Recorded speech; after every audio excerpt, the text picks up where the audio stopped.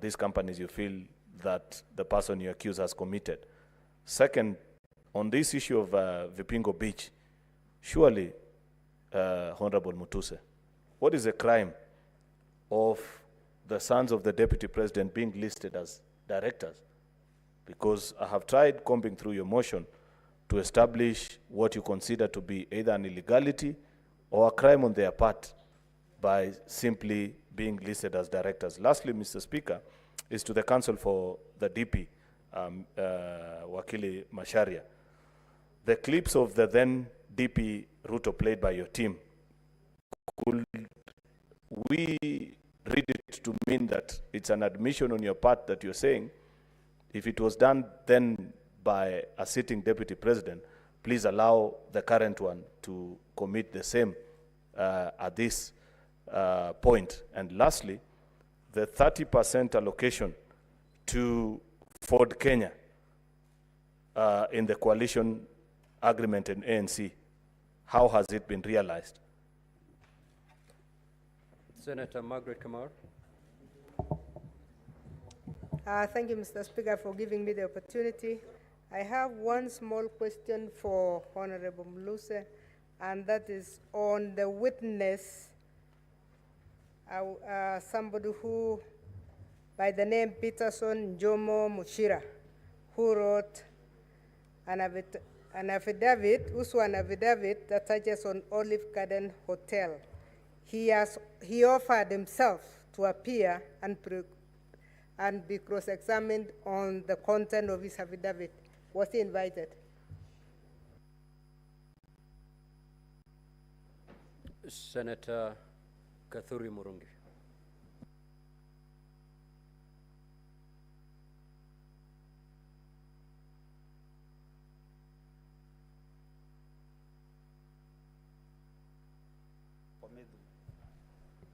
Thank you, Honorable Speaker.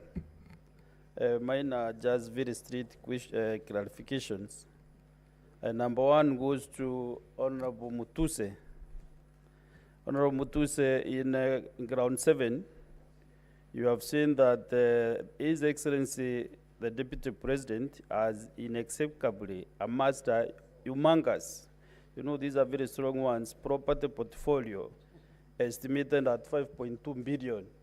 So my question is, this is within 2 years.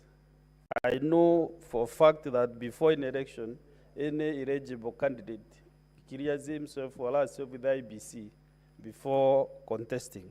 Therefore, for comparative analysis, do you have His Excellency the Deputy President's property or worth during the 2022, before the 2022 elections, so that now we can be able, as a jury, can be able to compare and see whether for 2 years, for sure, he has been able to amass this wealth.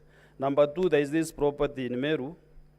Many MERU guys have called me last night asking me whether there is evidence to show that this land is in MERU. The last one is to the councils of the Deputy President. There was a clip which was played here yesterday when the Deputy President made a press conference in Mombasa. Immediately after the President did this in Nairobi, 2 different cities. Therefore, I did not get clarity from the councils about this, the question or the clip.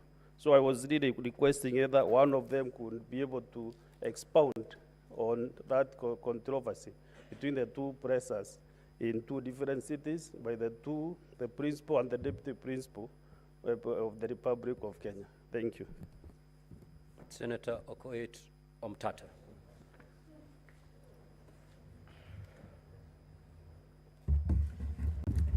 Thank you, Honorable Speaker. I have a question for the Honorable Mutuse. To whom does this motion belong? Because in most of your answers, you keep on saying we. I think, Honorable Senator Omtata, that question was asked by the Honorable Enoch Wambua, Senator, and it was responded to. So just ask for a different clarification. Okay, and other than that, I wanted to ask whether Honorable Mutuse knows the difference between an impeachment motion and a censure motion. And if he does, where does he place his motion? Is it a censure motion or is it an impeachment motion? And what are the thresholds for each of those two motions, if he understands the difference? Thank you. Senator Chute.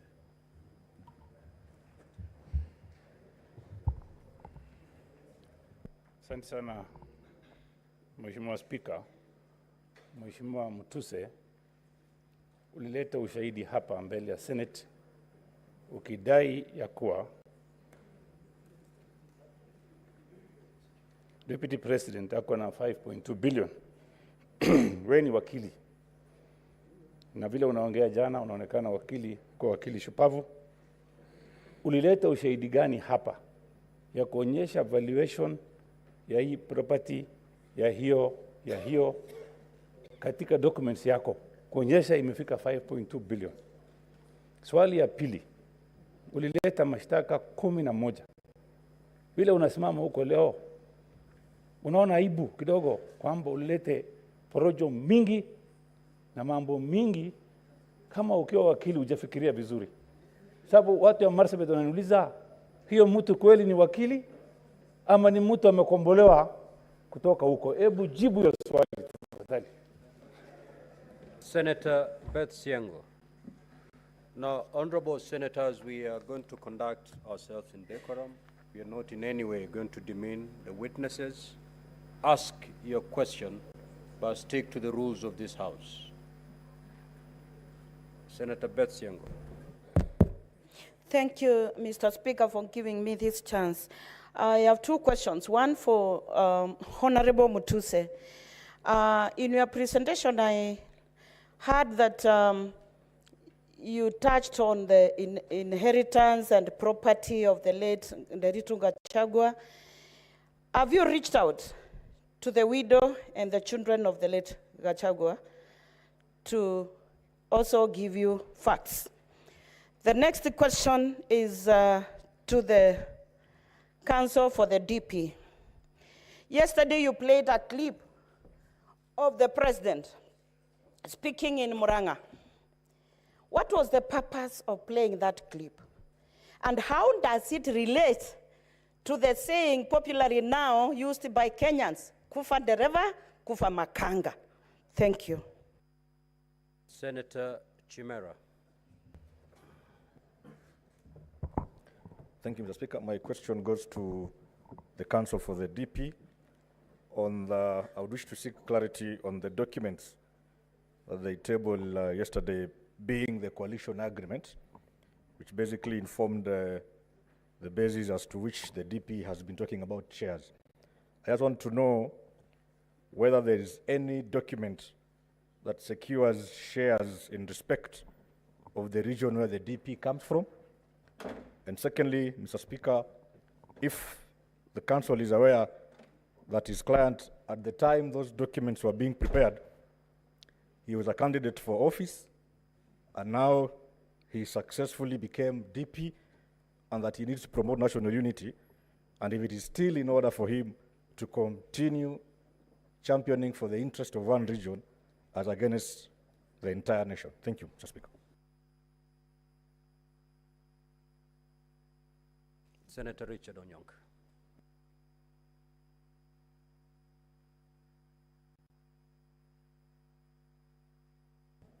Thank you, Mr. Speaker.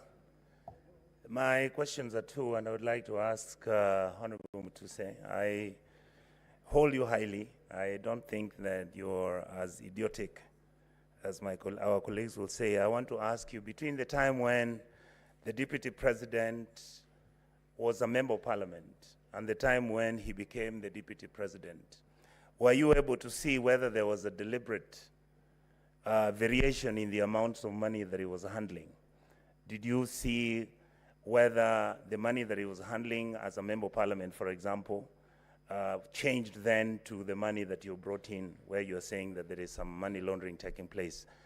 Were you able, or are you able to show that distinction in order for you to make your case. The second question I wanted to ask you again on the same issue. When you are trying to find out whether there is money laundering on any transaction, and I know chances are you did not have the technical expertise and maybe an investigative agency to help you.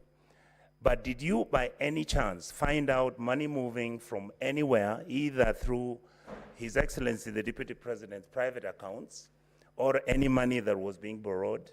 Because I know that one property you've mentioned that it was a loan, but all these other properties that you allege that the Deputy President had purchased, did you link that from money coming from some place or money coming from some illicit, like you say? Because I don't see that evidence on the table. And finally, I want to ask you again, Mr. Speaker, that if you look at the issue of the will of Mr. Gachagua, that is the former governor, did you by any chance get a way to ask either through the wife, the children, whether there was a meeting that took place where they were involved, or whether they were unhappy or happy with the transactions which were taking place? Because there isn't any evidence whatsoever of, for example, the wife complaining or the children complaining. Did you get anything like that which is substantive? Thank you, Mr. Speaker. Senator Mutinda Tabit.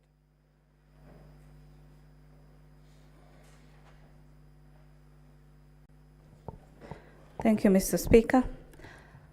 My two questions goes to you, Honorable Mutuse.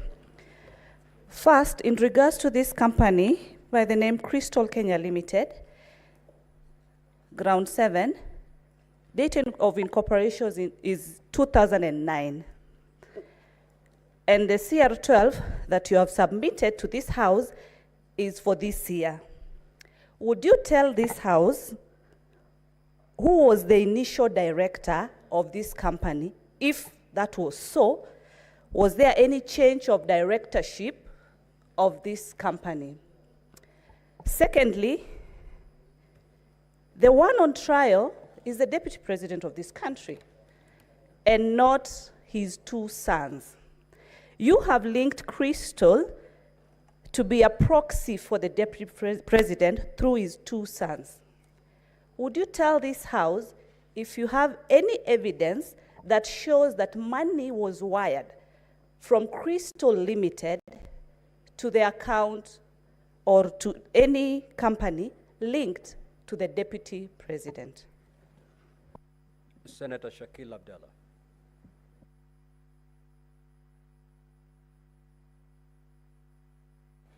Thank you, Mr. Speaker. My question is to Honorable Mutuse.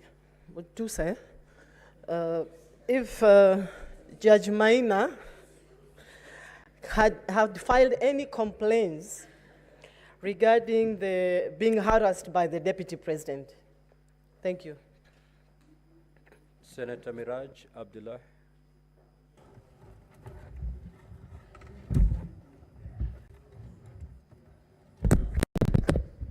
Thank you, Mr. Speaker.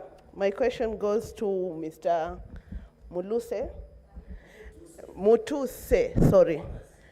Is it your opinion that the DP was talking about enforcing the Kenya Kwanza coalition agreement when he was speaking about the shareholding issue?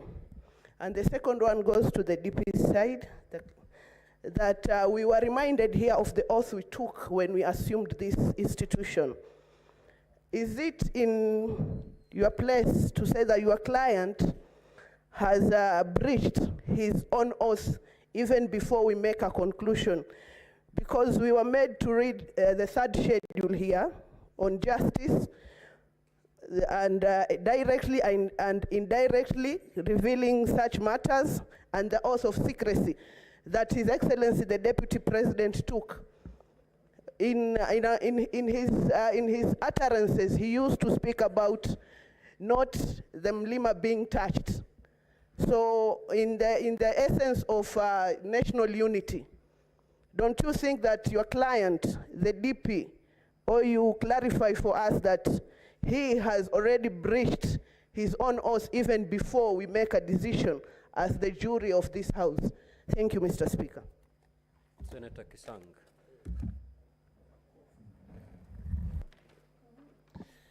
Thank you, Honorable Speaker. My first question goes to Mutuse and a comment. Honorable Speaker, I want to find out from Mheshimiwa, out of the 22 companies that you've alleged associated with the Deputy President, how many are really of interest to this particular impeachment? Yesterday you talked about the one in Rea Vivingo, and we saw that 10,000 of the shares, the total shares, are owned by the estate of the late Governor Gachagua. Then a comment, Honorable Speaker, is the clips that were played yesterday on shareholding. I think I want to ask the legal counsel for the Deputy President. It looks like we didn't stop campaigns after election. It looked like we continued to propagate campaigns because we expected the Deputy President, immediately after campaigns, we stop about this thing of shareholding because Senator Maanzo.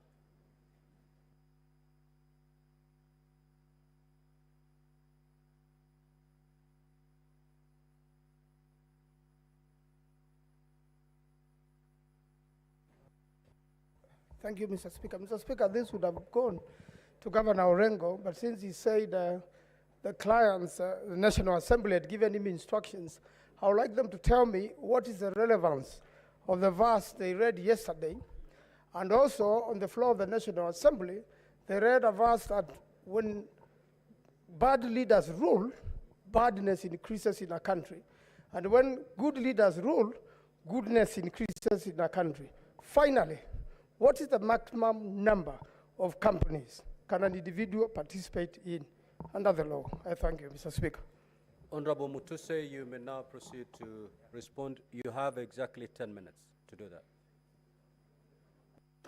Thank you, Mr. Speaker and honorable senators, for this opportunity.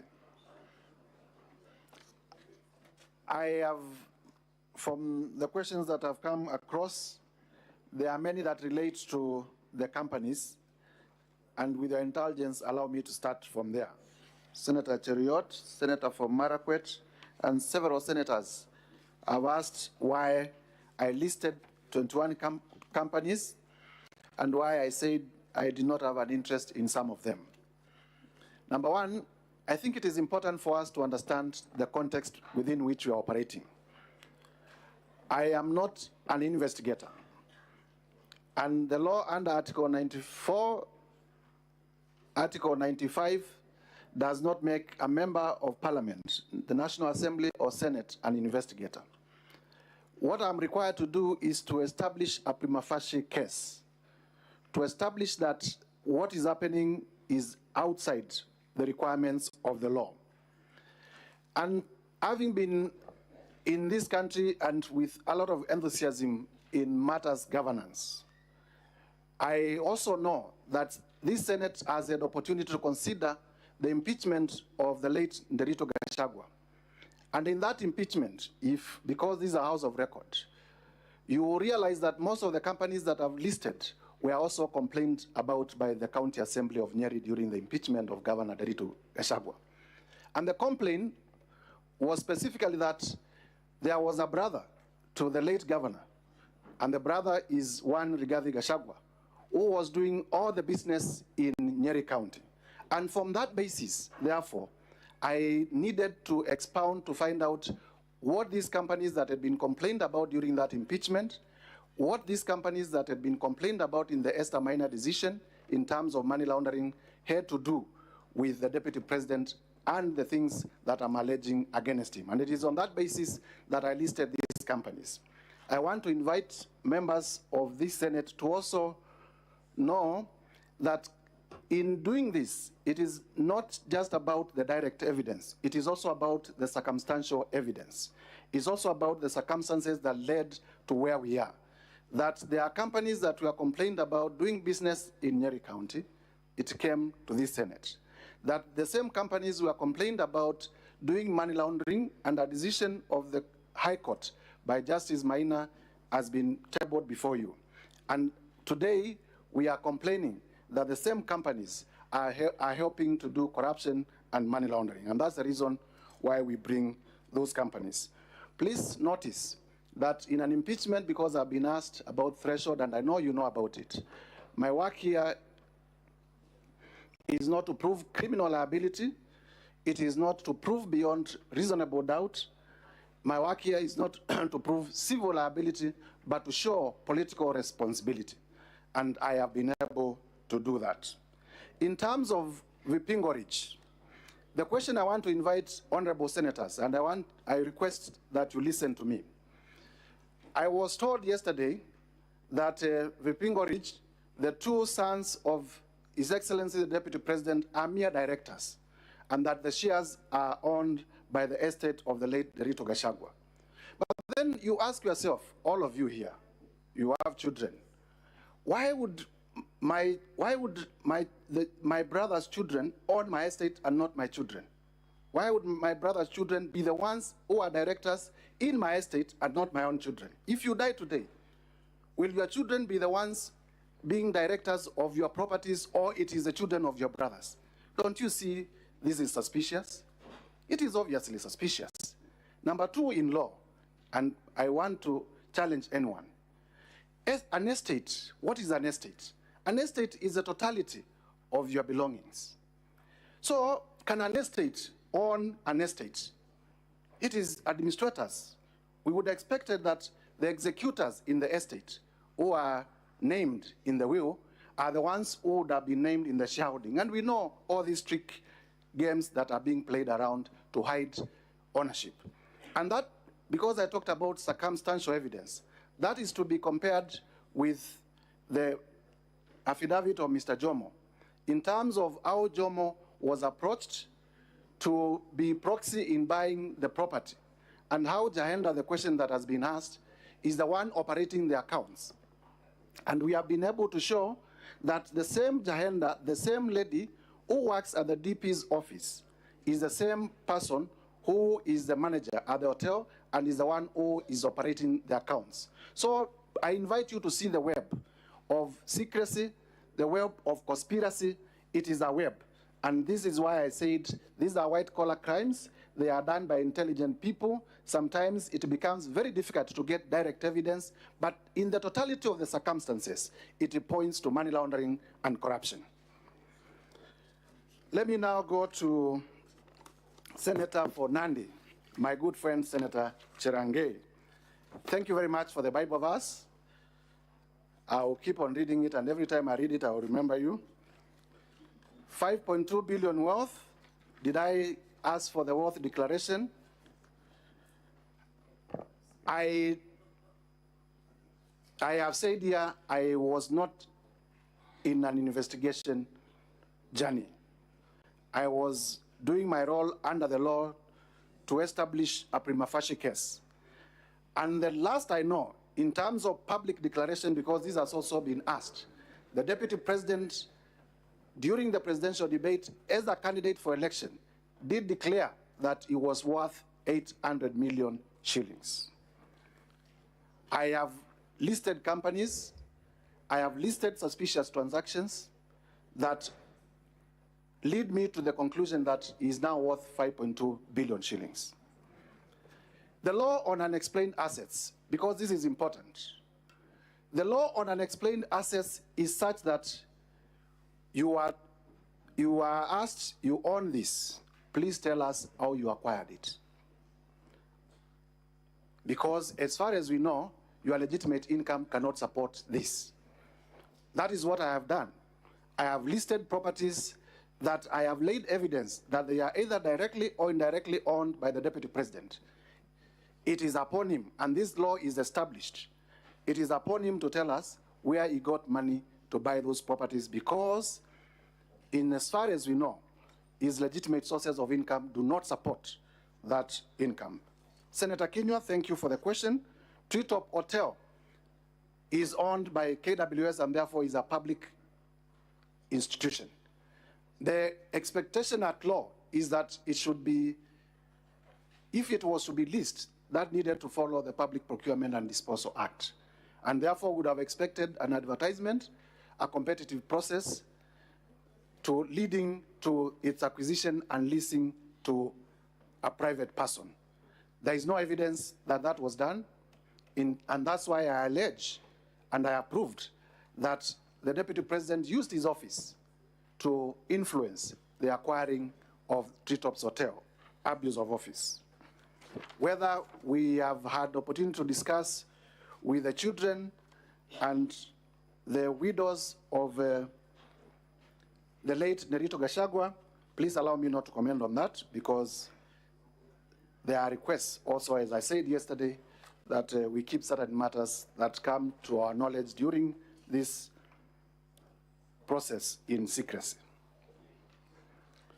Senator for Samburu, the necessity of including the companies, I have said. The children of the children of Rigathi Gachagua, they are in, I think one is in his early 30s, the other one is in his late 20s. Whether there is an age limit for somebody to obtain a loan of 700 million, no, there isn't an age limit, but the guess, yours and mine, how many children of that age in the Republic of Kenya would have security enough to secure a loan of 600 million? Because to secure a loan of 600 million, the bankers tell us that you have to place property probably that is 10 times more in value than that. When did they acquire that property?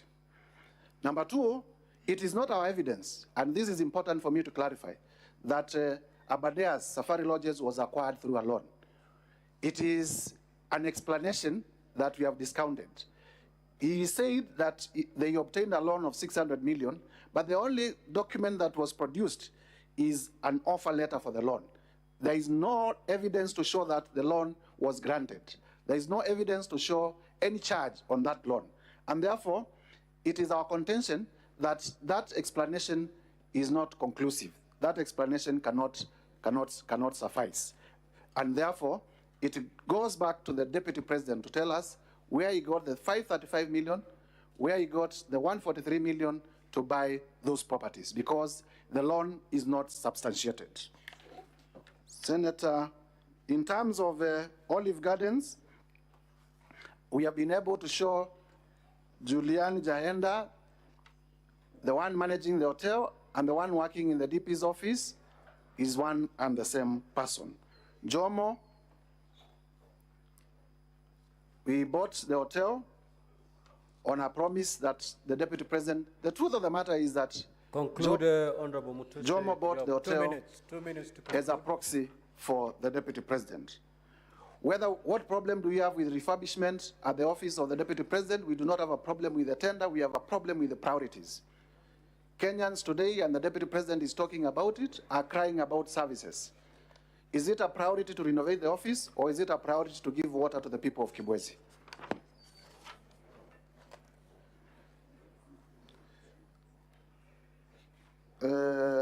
Vipingo Beach, I have explained whether you would bequeath your wealth to your children or to the children of your brother. Senator of Meru, the property, there is an admission from the response by the DP that he actually owns a property in Meru, so I do not need to belabor that point. He has already admitted he owns a property in Meru, but he says he got a loan from one of the local circles. He has not produced evidence for that loan. And therefore, to my contention, that issue is already proved. In terms of the NIS address in Mombasa and why we complain about it, imagine, and I do not want to imagine that, somebody was a member of Al-Shabaab, and the Deputy President, none other than the Deputy President, stood up and said our intelligence system has collapsed. Wouldn't that be the right time to strike? That is the risk that the country faced by that particular announcement. I thank you, Mr. Speaker. Thank you. Let us have the second witness.